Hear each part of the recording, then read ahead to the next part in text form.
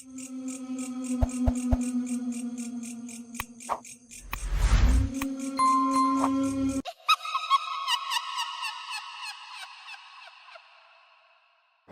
Vacations में बबलू अपनी mummy के साथ ट्रेन से नानी के घर जा रहा था। ट्रेन में बबलू बहुत एंजॉय कर रहा था। जैसे ही वो नानी के घर पहुंचा, नानी उसे देखकर बहुत खुश हुई, उसे गले लगा लिया और बोली कि हम बहुत खेलेंगे, बाहर घूमने जाएंगे और रोज रात को मैं तुम्हें अच्छी अच्छी कहानियां सुनाऊंगी। बबलू बहुत खुश होता है और नानी के गले लग जाता है। नानी उसके लिए उसकी पसंदीदा और स्वादिष्ट खाना बनाती है और वो सब लोग डाइनिंग टेबल पर साथ बैठकर खाना खाते हैं। उसके बाद बबलू कुछ देर टीवी देखता है। तब उसकी मम्मी कहती है कि बहुत रात हो गई है तो अब उसे सोना चाहिए। बबलू कहता है नानी ने प्रॉमिस किया है कि वो मुझे कहानी सुनाएगी तो मैं नानी के पास ही सो जाऊंगा। माँ कहती है ठीक है, पर जल्दी सो जाना और नानी को परेशान मत करना। बबलू नानी के कमरे में जाता है और कहता है कि नानी, आपने प्रॉमिस किया है कि रोज मुझे एक कहानी सुनाओगे, प्लीज मुझे कहानी सुनाओ। नानी कहती है ठीक है, किस तरह की कहानी सुनाऊं? बबलू कहता है हॉरर स्टोरी, मुझे बहुत अच्छी लगती है। नानी कहती है ठीक है, आ जाओ, सुनाती हूं एक हॉरर स्टोरी, पर बाद में डरना मत। एक धुंध से ढके छोटे से कस्बे में एक रेलवे स्टेशन है जो अपनी रहस्यमयी कहानियों के लिए जानी जाती है।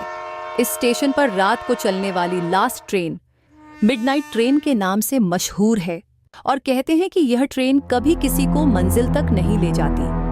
आज की कहानी एक ऐसी ही रात की है। रिया, एक युवा पत्रकार, देर रात तक अपने काम में लगी रहती है। वो अजीबोगरीब गुमशुदगियों पर एक रिपोर्ट बना रही थी और अब वो लास्ट ट्रेन पकड़ने के लिए स्टेशन की तरफ जा रही है। उसकी माँ का फोन आता है। माँ कहती है रिया, उस आखिरी ट्रेन में मत जाना, लोग कहते हैं कि वो ट्रेन कभी वापस नहीं आती। रिया हंसती है और अपनी माँ की बातों को अंधविश्वास कहकर टाल देती है। रिया ट्रेन में चढ़ती है। अंदर का माहौल और भी अजीब है। सीटें पुरानी और धूल से ढकी हुई, जैसे इन्हें सालों से इस्तेमाल नहीं किया गया। कुछ ही यात्री हैं और सब चुपचाप बिना हिले डुले बैठे हुए हैं। उनके चेहरे अंधेरे में छिपे हुए हैं। रिया एक कोने में बैठ जाती है। बाहर अंधेरा है। ट्रेन की खिड़की से सिर्फ काली रात दिखाई दे रही है। ट्रेन सुरंग में दाखिल होती है और खिड़की से कुछ भी दिखना बंद हो जाता है।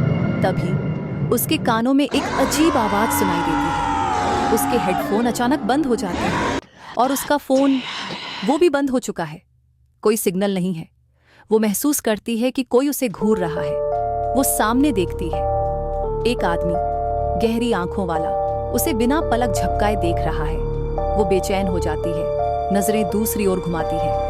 लेकिन जब वो फिर से देखती है तब और यात्री भी उसे घूरने लगते हैं।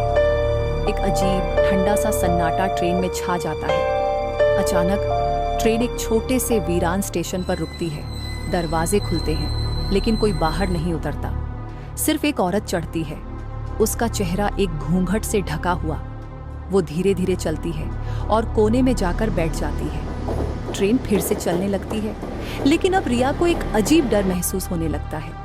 वो अपनी जगह से उठती है और दूसरे डिब्बे की ओर जाने का फैसला करती है। जब वो अगले डिब्बे में पहुंचती है, वो पूरी तरह से खाली होता है।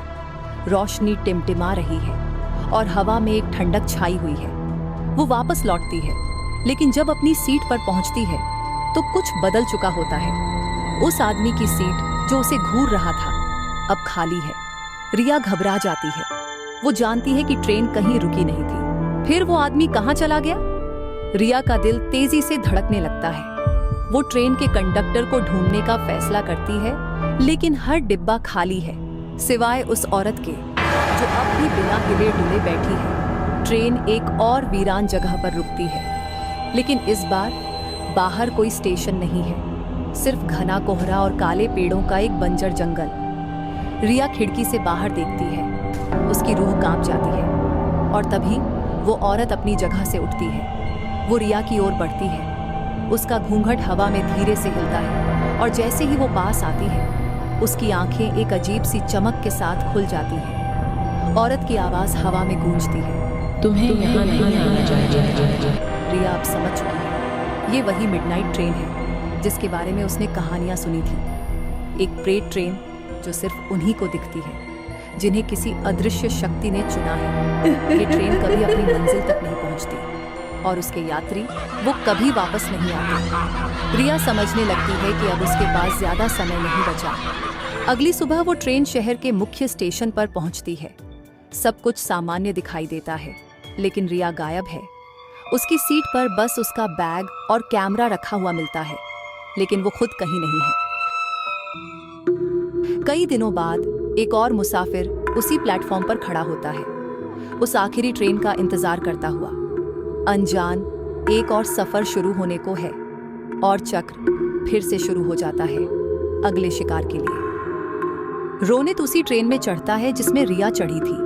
ट्रेन में वही सन्नाटा, एक डरावनापन। रोनित एक लड़की के सामने जाकर बैठ जाता है।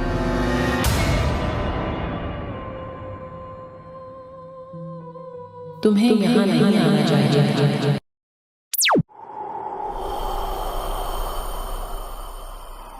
शाम का वक्त था। बबलू और नानी दोनों टीवी देख रहे थे। तभी बबलू बोला, नानी भूख लगी है, कुछ खाना है। नानी ने पूछा, क्या खाओगे? तभी बबलू बोला कि पिज्जा ऑर्डर करते हैं। नानी ने कहा, ठीक है। नानी ने डोमिनोज में कॉल लगाया और एक लार्ज पनीर पिज्जा ऑर्डर किया। करीब 20 मिनट बाद पिज्जा डिलीवरी बॉय नानी के बताए हुए एड्रेस पर पहुंचा और डोर बेल बजाई। बबलू भागा भागा आया, दरवाजा खोला और पिज्जा ले लिया। नानी ने उसे पैसे दिए और डिलीवरी बॉय चला गया। दोनों सोफा पर बैठे और आराम से पिज्जा खाने लगे। खाते खाते नानी ने कहा, पिज्जा डिलीवरी वाली हॉरर स्टोरी सुनोगे? बबलू एक्साइटेड था कहानी सुनने के लिए।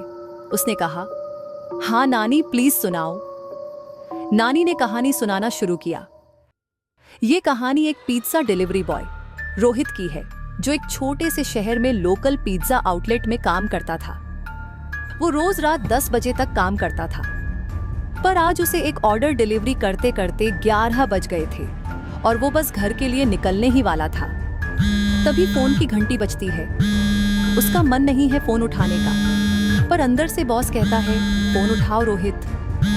आउटलेट में उसके अलावा कोई और नहीं है ऑर्डर अटेंड करने के लिए, तो उसे अनमने मन से फोन उठाना पड़ा।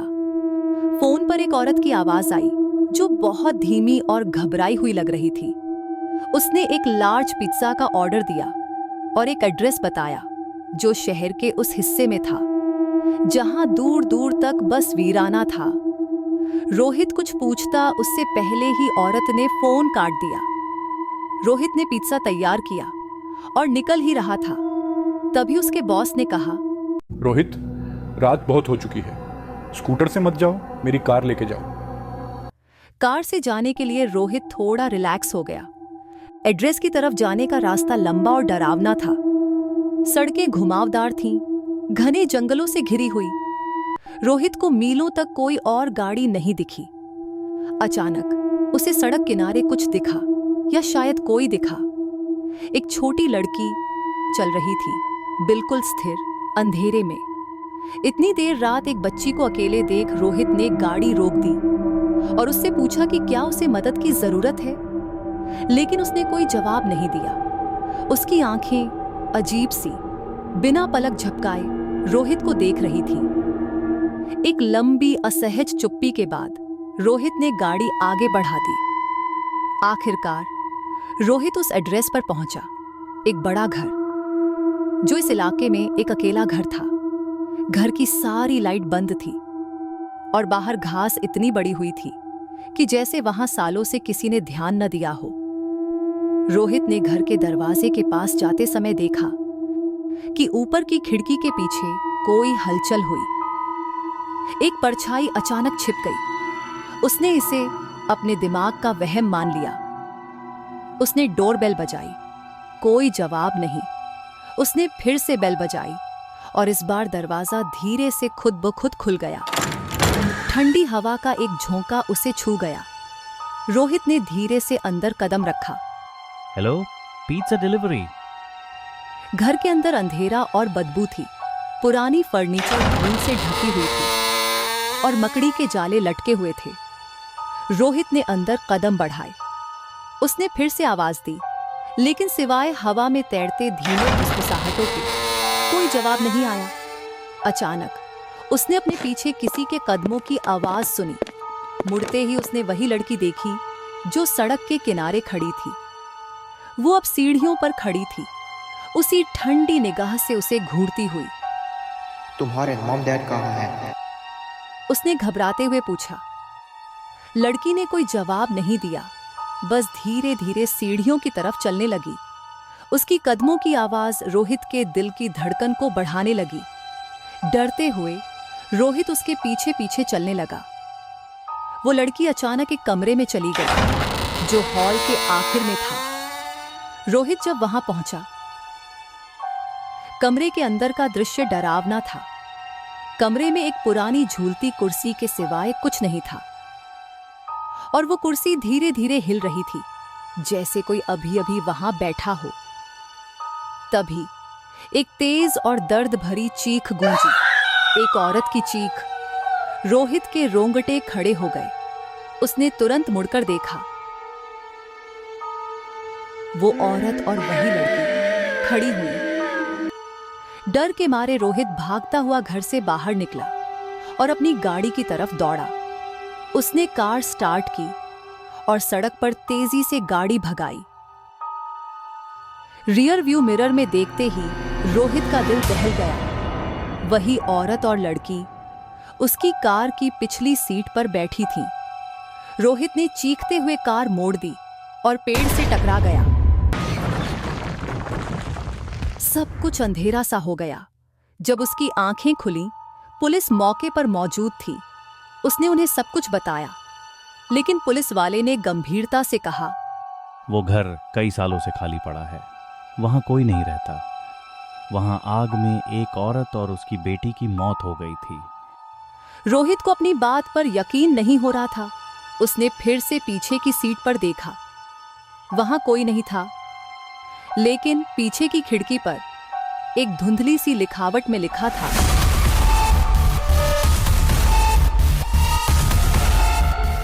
अगर आपको ये कहानी पसंद आई तो लाइक और शेयर करें और ऐसी ही कहानियां देखने के लिए हमें जरूर सब्सक्राइब करें और बेल आइकन प्रेस करें।